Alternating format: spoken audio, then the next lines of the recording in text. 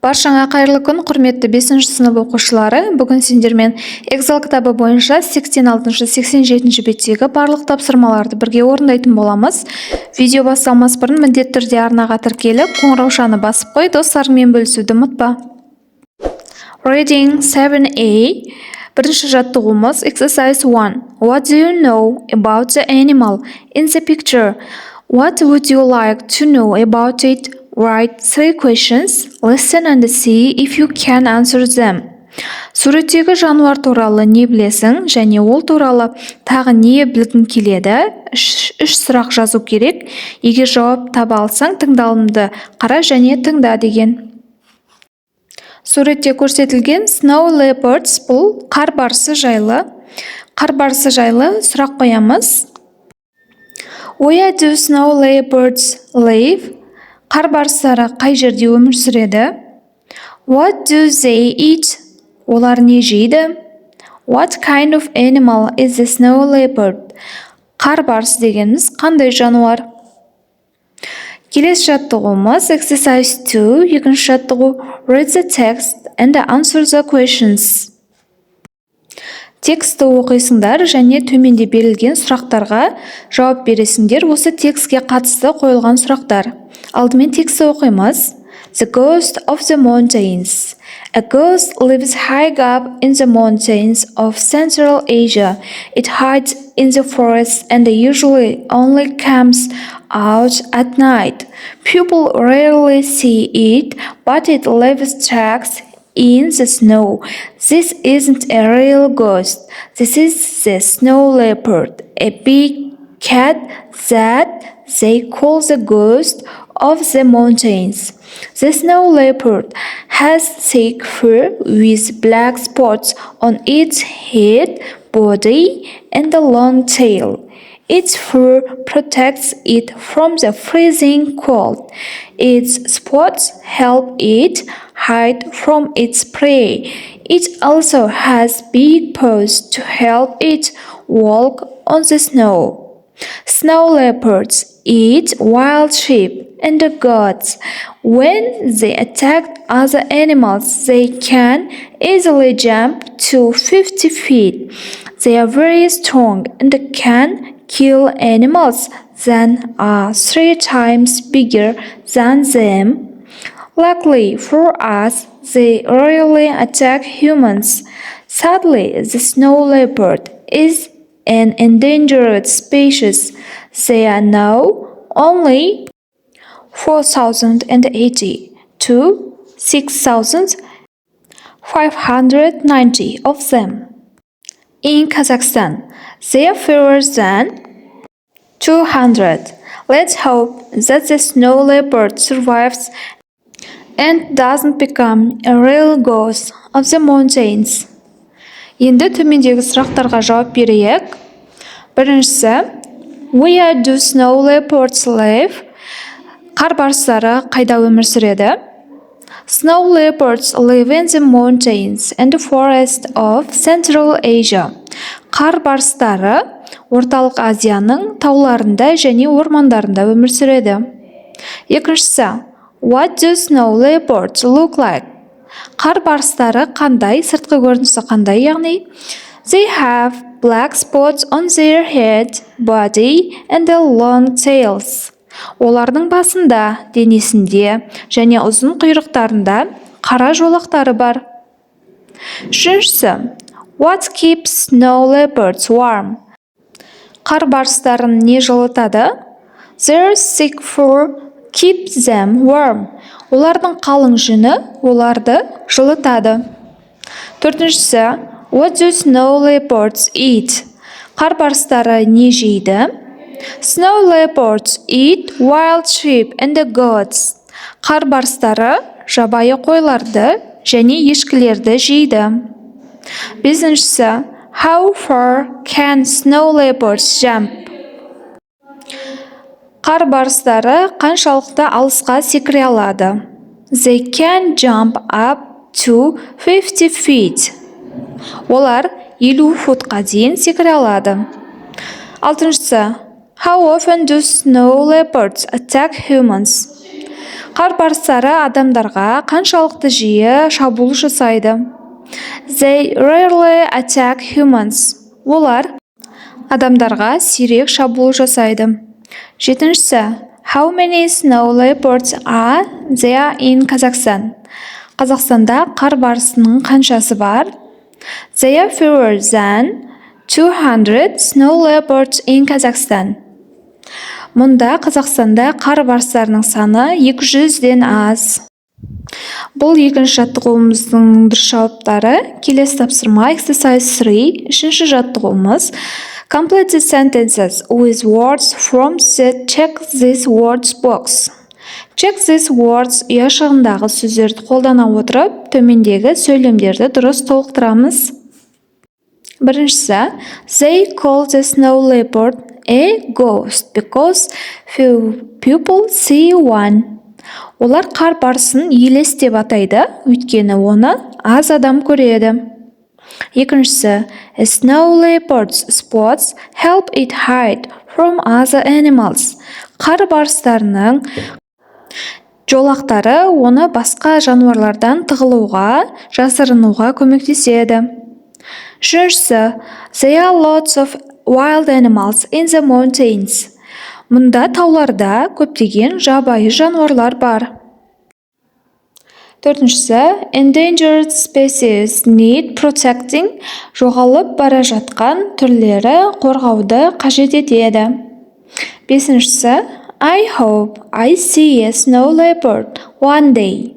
Мен бір күні қар барысын көремін деп үміттенемін. Енді келесі бетке көшеміз. 87-ші бет. Vocabulary 7a. Exercise 4. Төртінші жаттығуымыз.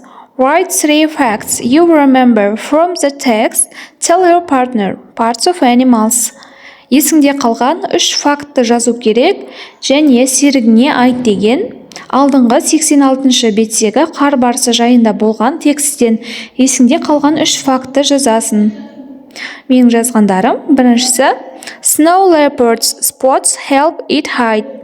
Қар барысының жолақтары оны жасырынуға көмектеседі.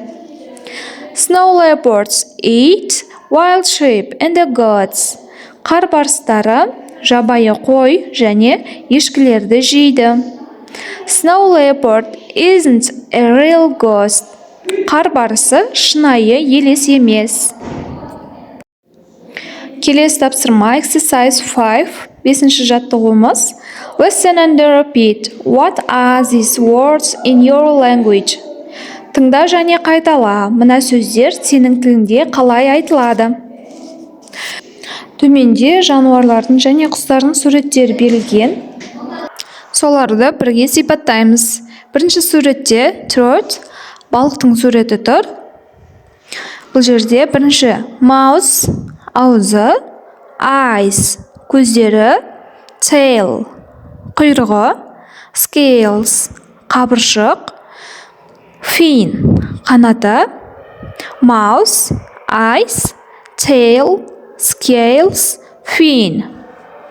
Келесі екінші суреттегі goat, бұл суреттегі ешкі, horns, мүйіздері, ears, құлақтары, body, денесі, fur, жүні, legs, аяқтары, hooves, тұяқтары, horns, ears, body, fur, legs, hooves.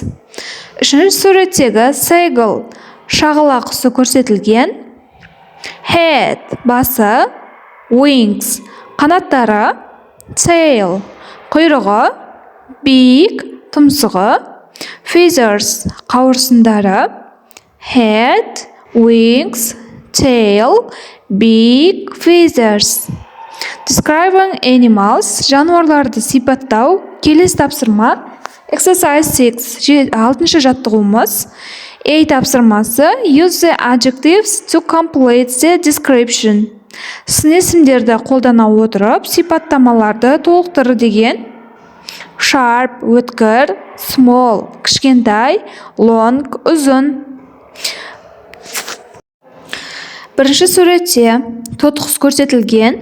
Parrot, sharp beak, өткір тұмсығы бар. Small body, кішкентай денесі бар. Sharp claws, өткір тырнағы бар.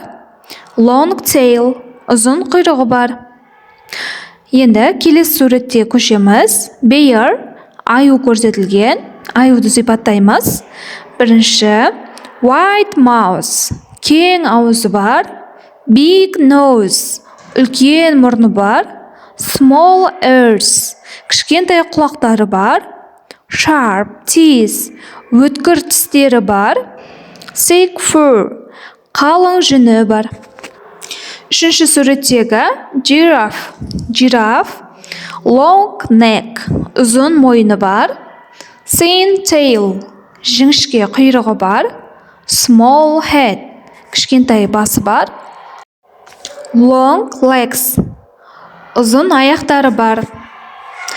Бұл тапсырманың дұрыс жауаптары осы. Келесі тапсырма speaking бойынша. B тапсырмасы choose an animal your partner asks questions to find out which it is. Бір жануарды таңда, сенің серігің сұрақтар қойып, қандай жануарды сипаттағаныңды табуы керек. Үлгіде көрсетілген, мысалы, has it got a long neck? Оның ұзын мойны бар ма? No, it hasn't. Жоқ, ода жоқ. Has it got деп тағда бір затын сұрап, бір жануарды сипаттап сұрайсыңдар. Осы үлгідегідей етіп жалғастырып жазасыңдар. Менің жазғаным has it got a sharp beak? Оның өткір тұмсығы бар ма? No, it hasn't. Жоқ, ода жоқ. Has it got a long neck? Оның ұзын мойны бар ма? Yes, it has. Я, ода бар. Has it got a thin tail? Оның жіңішке құйрығы бар ма? Yes, it has. Я, ода бар. It is a giraffe. Бұл жираф. Келесі тапсырмаға көшеміз. Listening тапсырмасы. Exercise 7, 7-ші жаттығуымыз. Listen and complete the fact file about the bald eagle in your notebook.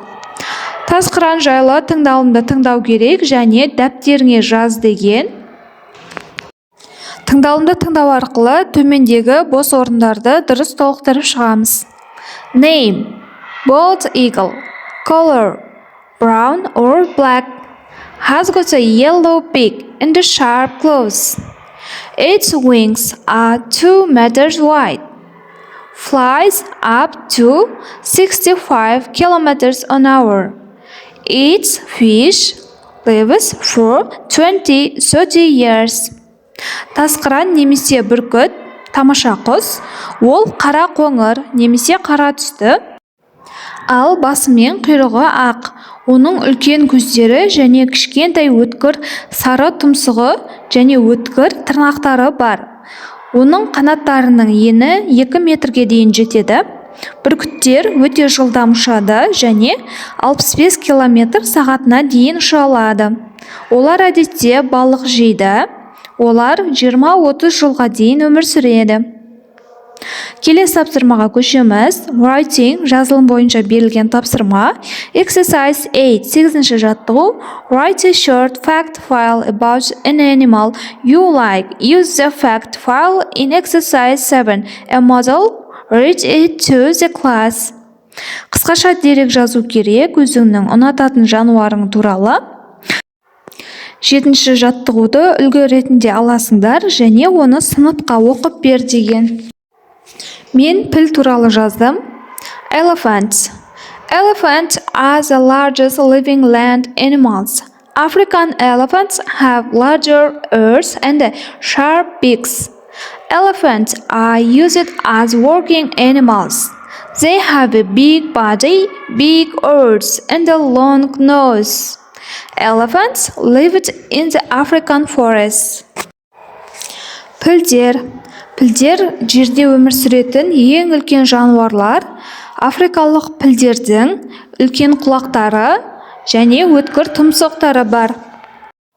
Пілдер жұмысшы жануарлар ретінде де пайдаланылады. Олардың үлкен денесі, үлкен көздері және ұзын мұрыны бар. Пілдер Африканың ормандарында өмір сүреді. Осымен оқушылар, бүгін сендермен 86-87 беттегі барлық тапсырмаларды бірге орындадық. Егер видео ұнаған болса, міндетті түрде арнаға тіркеліп, қоңыраушаны басып қой. Достарыңмен бөлісуді ұмытпа. Келесі кездескенше назарларыңа рахмет.